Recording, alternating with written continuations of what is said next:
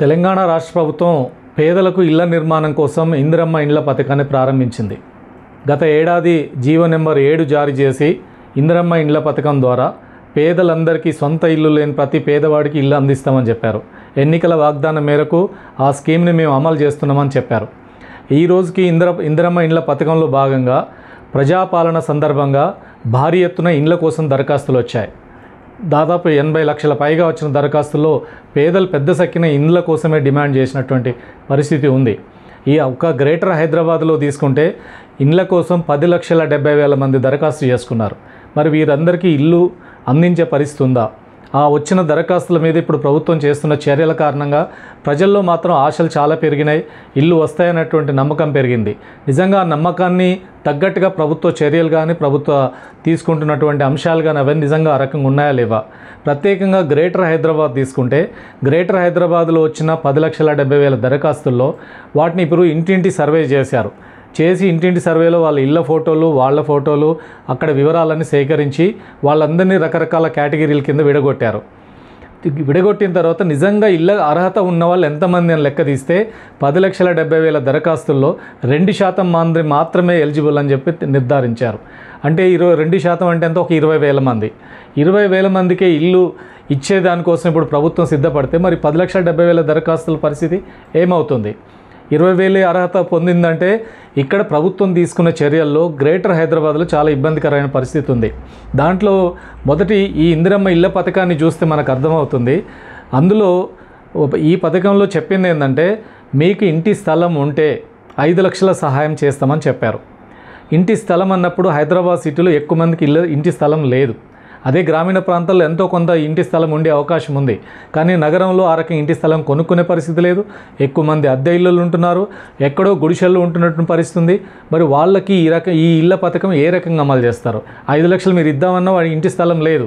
ఇప్పుడు ప్రభుత్వం ఇందిరమ్మ ఇళ్ళ దరఖాస్తులన్నిటిని కూడా కేటగరైజ్గా చేసింది. అందులో L1, L2, L3 అని 3 విభాగాల కింద విభజించారు.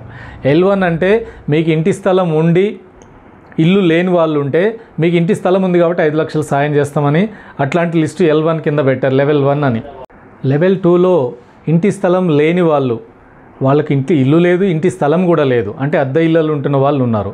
వీళ్ళ పరిస్థితి ఏమిటి అంటే లెవెల్ 2లో వీళ్ళందరినీ కూడా తీసుకొచ్చి పెట్టారు. లెవెల్ 3 అన్నప్పుడు వాళ్ళకి ఇంటి స్థలం లేదు, ఇల్లు లేదు, వాళ్ళు నిజంగా ఎలిజిబిలిటీ కూడా లేదు, అట్లాంటి వాళ్ళని లెవెల్ 3లో పెట్టారు.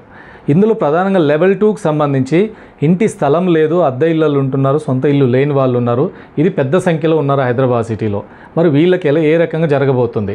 లెవెల్ 1లో ఉన్న వాళ్ళకు మీకు ఇంటి స్థలం ఉంది కాబట్టి మీకు 5 లక్షలు ఇస్తామని చెప్పారు. రేపు వార్డు సభలు పెట్టి అందులో ఫైనలైజ్ చేస్తామని చెప్తున్నారు. వాళ్ళకి నిజంగా ఏ మేరకు అందుతుందో 20,000 మంది కాబట్టి అది అందుతుందని అనుకోవచ్చు. మరి ఇప్పుడు ఇందిరమ్మ ఇళ్ళ స్కీమ్లో ఒక్కొక్క నియోజకవర్గానికి ప్రతి ఏటా 3,500 ఇల్లు ఇస్తామని చెప్పారు.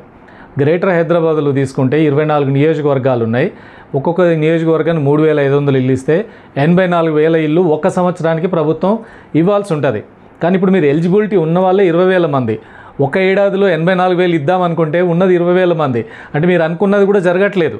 మరి వచ్చే ఏడాది రాబోయే 5 ఏళ్ళు ఏ రకంగా ప్రతి ఏటా 84,000 ఇల్లు ఎలా అమలు చేస్తారు? అంటే ఈ స్కీమ్లో లెవెల్ 1 అనేది అర్హత ఉన్న వాళ్ళు చాలా తక్కువ మంది ఉన్నారు. లెవెల్ 2లో ఎక్కువ మంది అర్హత ఉన్నారు. లెవెల్ 2లో అర్హత ఉన్న వాళ్ళకు కూడా ఇల్లు ఇచ్చేదానికి ఏం చేయాలనే ప్రభుత్వం ఇప్పటికీ ఏ రకమైన నిర్ణయం తీసుకోలేదు. అంటే ఇల్లు లేదు, జాగా లేని వాళ్ళందరికీ ప్రభుత్వమే స్థలాలు సేకరించాలి, అక్కడ ఇళ్ళ నిర్మాణం చేయాలి, ఆ రకంగా ఇల్లు కేటాయించాల్సినటువంటి అవసరం ఉంది. దానికి కావాల్సిన చర్యలు తీసుకోవాలి. అందుకనే గవర్నమెంట్ వేకెంట్ ల్యాండ్స్ ఎక్కడ ఉన్నాయి వాటిని సేకరించాలి, అక్కడ ఇల్లు కట్టాలి, పెద్ద సంఖ్యలో ఇల్లు కట్టాలి. ఇంత 10 లక్షల మంది దరఖాస్తు చేసుకున్నారంటే చాలా పెద్ద డిమాండ్ హైదరాబాద్లో ఉంది, చాలా అవసరం ఉంది పేదలకి. కాబట్టి ఆ రకంగా ఇంటి స్థలాలు సేకరించి ఇళ్ళ నిర్మాణం ఇప్పుడు ప్రారంభించాలి. ఇంకా మేము ఇప్పుడు ప్రారంభిస్తాం, తర్వాత ఆలోచిస్తామంటే ఈ ప్రభుత్వం పోద్ది, కొత్త ప్రభుత్వం వస్తుంది, ఎప్పుడు ఇది అవుతుందో చెప్పలేని పరిస్థితి ఏర్పడుతుంది. అందుకని లెవెల్ 2కి సంబంధించింది అది. లెవెల్ 1లో కూడా ఇప్పుడు 20,000 మందినే ఎందుకు సెలెక్ట్ చేశారు అంటే ఇంటి స్థలం ఉన్న వాళ్ళనే మీకు ఇస్తామంటున్నారు. ఇంటి స్థలం ఉన్న వాళ్ళకే కాదు, ఎక్కడైతే ప్రభుత్వం గతంలో రకరకాల హౌసింగ్ స్కీమ్ల కింద బలహీన వర్గాల కోసం పేదలకు ఇల్లు కట్టారు, అవన్నీ కూడా ఇప్పటికే చాలా సంఖ్యలో శిథిలం అయిపోయినాయి. అవన్నీ ఇప్పుడు రిపేర్లు కూడా చేసుకోలేని పరిస్థితులు ఉన్నాయి. ఇప్పుడు వాంబే స్కీమ్ కానీ, అంతకుముందు అర్బన్ పర్మనెంట్ హౌసింగ్ స్కీమ్ కానీ, గతంలో చేసిన ఇందిరమ్మ ఇళ్ళకు సంబంధించినవి కానీ, మన JNNURM స్కీమ్ కానీ, ఇట్లాంటి అనేక స్కీమ్స్ ఉన్నాయి. ఆ స్కీమ్ల కింద కట్టిన ఇళ్ళని ఇప్పుడు కూడా దెబ్బతినిపోయిన పరిస్థితుంది. వాళ్ళకు కూడా మీరు 5 లక్షల సహాయం అందించి ఆ ఇళ్ళన్నిటి కూడా తిరిగి నిర్మాణం చేసుకోవడానికి సహాయం చేస్తే సిటీలో చాలా పెద్ద సంఖ్యలో పేదలకు ఉపయోగం జరుగుతుంది. అదే కాకుండా మురికివాడల్లో గుడిసెలు వేసుకొని ఉంటున్న వాళ్ళు, చాలా కచ్చా హౌజెస్లు ఉన్న వాళ్ళకు కూడా ఇళ్ళ నిర్మాణం జరగడానికి కావాల్సిన చర్యలు తీసుకోవాలి.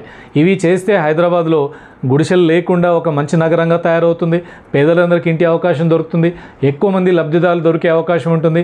ఇది చేయకుండా ఒకే లెవెల్ 1 వాళ్ళకి ఇస్తామంటే కుదరదు. లెవెల్ 3లో పెట్టుకున్న వాళ్ళు కూడా అనేక మంది అర్హులు ఉన్నారు. అందులో అనర్హులని పెట్టారు అది, కానీ వాస్తవంగా అర్హత ఉన్న వాళ్ళు ఉన్నారు. సర్వే సరిగ్గా జరగకపోవడం, సర్వే చేసినప్పుడు వాళ్ళ ఇళ్ళ దగ్గర లేకపోవడం, రకరకాల కారణాలు అయితే లెవెల్ 3కి పోయి వాళ్ళు అనర్హులుగా మారారు. వాటన్నిటి కూడా తిరిగి పరిశీలించి లెవెల్ 1లోకి మార్చాల్సినటువంటి అవసరం ఉంది, లేదా లెవెల్ 2లోకి మార్చాల్సిన అవసరం ఉంది. ప్రభుత్వం చేసిన ఒక మంచి పని ఏంటంటే L1, L2, L3గా బెనిఫిషరీస్ అందరినీ లిస్టులని తయారు చేసి వెబ్సైట్లో పెట్టి ప్రజలందరూ చూసుకునే పద్ధతిలో పెట్టారు. దానివల్ల ప్రజలకు ఒక విశ్వాసం కలిగింది. మమ్మల్ని అందరిని గుర్తించారు, మాకు ఇల్లు లేదని ఐడెంటిఫై అయింది, రేపు ఇల్లు వస్తుందనే ఆశ కూడా ఈరోజు పెరిగింది.